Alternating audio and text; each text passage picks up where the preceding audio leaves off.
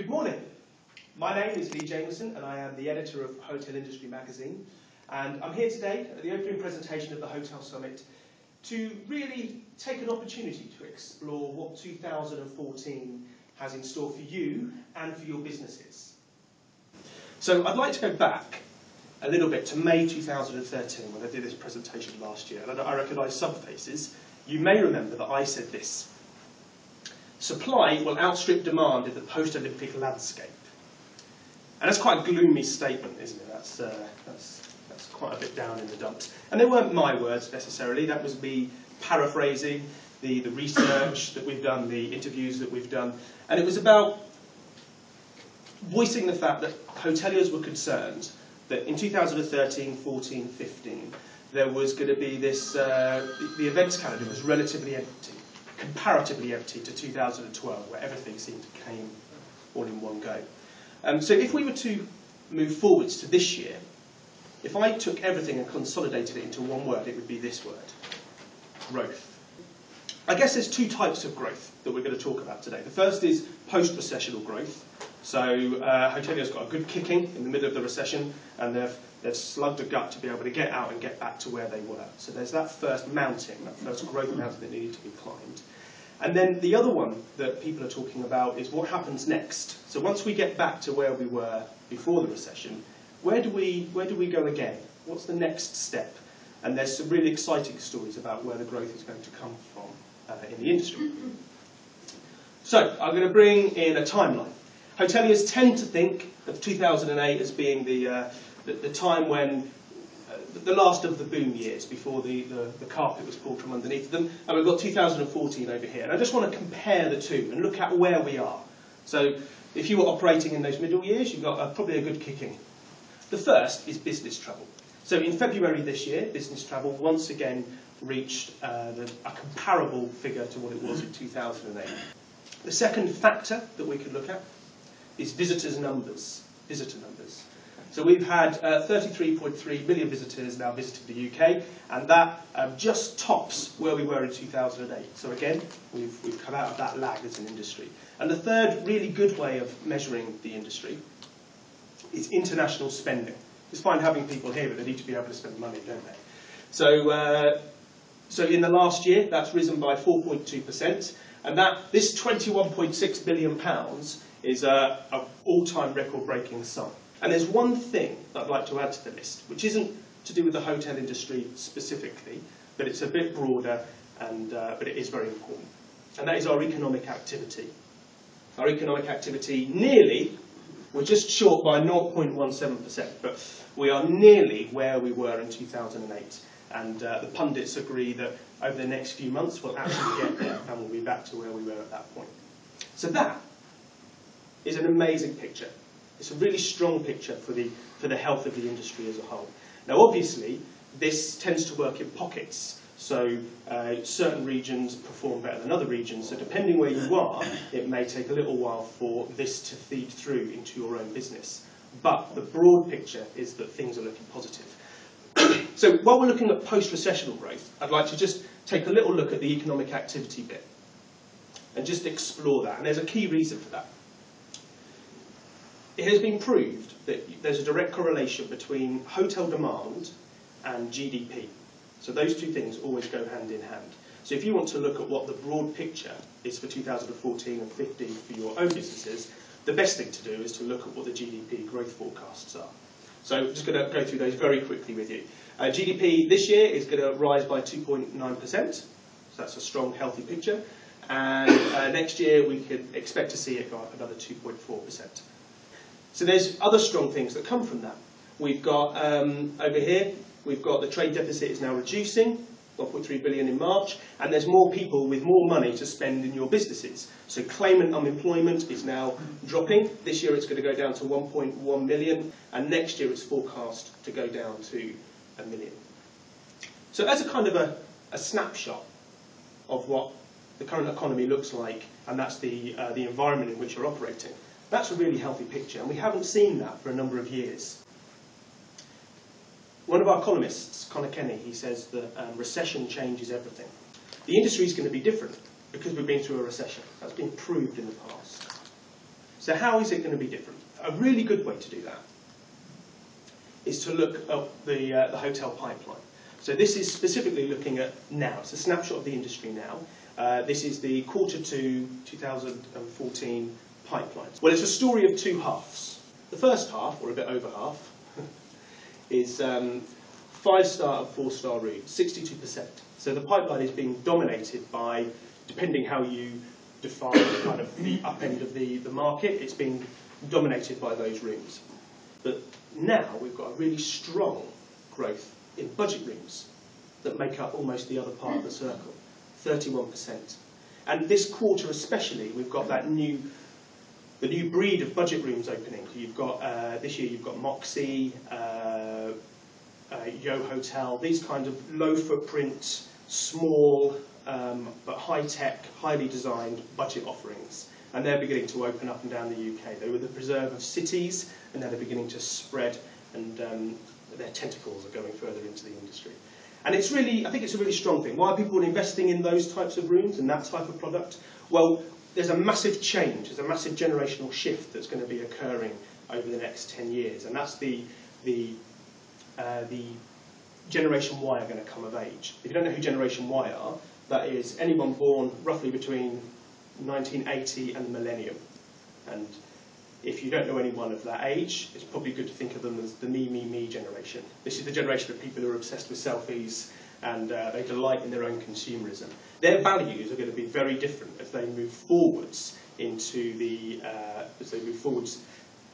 working world. By 2025, Generation Y will make up 75% of the entire UK workforce. And with them, they're going to bring different values, they're going to bring different ways of working, and the things that they want from the hotel industry are very different. So the big groups especially, are beginning to realise that their hotels have been built on the Generation X principles, and they need to begin to reinvent their offering. So the little grey bit that's left there, tiny little bit of a sandwich between those two giant areas, is probably those mid-range hotels. So anything below 4-star. Again, I'm being a bit broad with my classifications. And I always feel kind of bad about our coverage, and I think generally, I'll apologise on behalf of the entire UK hotel trade press. We overlook, I think, some of the mid-range operators, because what we forget is that all the exciting growth is at the top end and now at the bottom end of the market. But we forget that those people in the middle are actually the bread and butter of the UK hotel industry, up and down the country. But here's the bad news for those people. Unfortunately, they're going to be squeezed even more because there's a new emerging market, which is that tiny little green splodge at the top. And it's worth just looking at that a moment. This green splodge, it accounts for just under 5%, and it represents apart hotels. So these are big footprint apartments, and you've got lots of brands that are beginning to invest in these. And again, you can see the market moving, stretching on both sides. You've got really low footprint rooms on the budget end, and on the luxury end, the footprints are getting larger and larger. So absolutely, the industry is changing. So where are the rooms going? Where is the development happening in the UK? Well, looking at 2014 broadly, it won't surprise anyone that most of the rooms are going to be built in London. Okay, the supply of just under 5,500 rooms will be in London. That's for two reasons, really. The first reason, I guess, is that it's our capital. In 2012, we had a massive spike in the visibility of the capital for international visitors, so it makes sense they're going to be going there. Also, the other reason is that we have a bit of a legacy supply since the Olympics. So there's still a number of rooms that are coming on board. And of course, that's all challenged by really high land prices. So how does the rest of England compare? Well, not particularly well. 4,500 rooms are going to happen in the rest of England. The majority of those are in the south. So we've got a north-south divide that's really opening up in the hotel industry. The FT austerity audit claims that 60% of the spending cuts are still yet to take place. They're still in the pipeline. And towns in the north, up here, are going to be hit 5 times harder than towns in the south. So we can expect to see the north-south divide for hoteliers continue to grow. Now, I know this is politically contentious, so depending whether you consider Scotland to be in the north or its own state, I don't want to get into any kind of debate, but Scotland, if you do consider it to be part of the north, then that really redresses the balance for us. 1,453 rooms are opening in Scotland, and Scotland is performing brilliantly. Okay, there's the Commonwealth Games, so there's a driver for that. But some of the performance we've seen in Scotland is amazing. Aberdeen has had exemplary occupancy rate and RevPAR, and in Aberdeen, those three stats have been consistently higher than anywhere else in the entire country apart from London. So little Aberdeen is managing to compete with London. That's amazing. That's astounding. Glasgow as well has also had 9 months of continuous growth, and they've had a record-breaking occupancy, one of which has been over 90%. So Scotland's doing really, really well. And of course, there are other rooms in Northern Ireland and Wales, which are, for the size of those areas, significant numbers. So we've got more supply, we've got out of the recession. How are we going to fill those rooms? So that's the question that hoteliers have been asking in the last year. And there's been a lot of research that's been coming together very slowly that's beginning to provide an answer to that. And there's some very exciting growth opportunities for the UK, specifically for the hotelier segment of that tourism industry. So domestic tourism is reducing, and so more people are going on holiday because they've got more money, so they're going to go abroad. Europe is beginning to return. It's not quite there, but it is beginning to return, and that will always remain a dominant market for us. So the extra growth is going to come from the BRIC countries. So Brazil, Russia, India, China, the powerhouse of the world, as they're sometimes described. The flags are out of order. Sorry about that. So I'd like to just visualise what the potential is. I'd like to visualise what the potential is, and just to look at what it is that you could do in your own businesses that could attract a share of the market that we're going to look at here. So if we go back to 2005 and just bring in each of the BRIC nations down here, this is their share of the global outbound travel spend. So how much money are those people spending in the world? So their percentage share. So we've got, over here we've got India, we've got Brazil, we've got Russia, which is significantly higher, and we've got China at 1.34% back in 2005. So we're going to forecast that now. So we're going to bring this timeline up to date, and we're going to forecast right into the future up to 2023. So let's start with India. India, quite a significant percentage of the global spend. But as it moves forward, you can see there's a steady kind of growth rate. That's okay, that's good, and this is certainly worth competing for. If we look at Brazil, a slightly more interesting trend happens from the BRIC nations. Okay? So up to now, from a fairly low base, from the lowest base, suddenly there's a sharp incline, and then it begins to plateau out. But there's more money coming in from those international tourists. Again, if we just move forwards and we look at Russia, Russia from the highest base performs brilliantly. By 2023, they'll be accounting for nearly 6% of the spend of outbound tourists. Looking at China, again, remember China, compared to Russia, starts at a much lower base. But something really interesting happens, and it's this. That's quite good, isn't it? That's all right. So nearly 20%, by 2023, the not too distant future, nearly 20%. That's what China will account for in terms of that spend. So that's a market worth competing for. That is remember, this is global spend, so that's not necessarily all coming into the UK. So what can hoteliers do to begin to get access and get a share of that money? What is it that you can do? Well, first of all, that growth opportunity hasn't gone unnoticed by the UK government. So they've recently put significant funds behind growing a number of things to kind of attract the Chinese market. In particular, quite a lot of that money's gone to Visit Britain, and they've got a spearhead campaign, which is, they're calling the Great China Welcome Charter Mark. And it's basically a stamp that you can stick on your hotel that will increase your visibility to the Chinese market, and there's certain criteria that you would need to meet. Well, the target for the UK is to get 650,000 Chinese visitors spending each year £1.1 billion. That's where the growth is. you need to appeal to Brit tourists. That makes sense, doesn't it? Specifically the Chinese, but if you're making changes in your business, then why not appeal to all of those growth markets? There are a few things you could do. The first thing is language. Lots of hotels are now making sure that they've got fluent front of house staff, so the receptionist is there to greet people in their native language, especially important for Chinese visitors. That's on the top of their list of things that they want. Knowledge, so you've got lots of companies that are beginning to invest heavily in training their staff on the different cultures, the different etiquettes of people coming from different countries, and how you can adapt and change your own guest experience around that. Payment processors, dynamic currency conversion. People from different countries want to be able to pay in their own specific currencies. China Union Pay is being adopted by lots of hotels now, and they're seeing significant results as a result of that. But there are a number of card schemes that other card schemes are available. Entertainment, so we've seen Brit language in-room films and programmes. A number of hotels, specifically with a charter mark, they're beginning to put in place Chinese or Russian-specific TV channels. So there's a constant stream of stuff for those guests.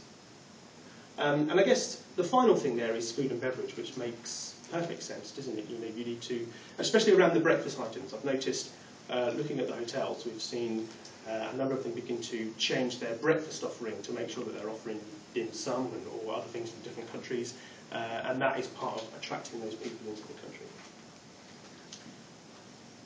So it is happening, and companies are making changes, and they are seeing financial uplift as a result of that.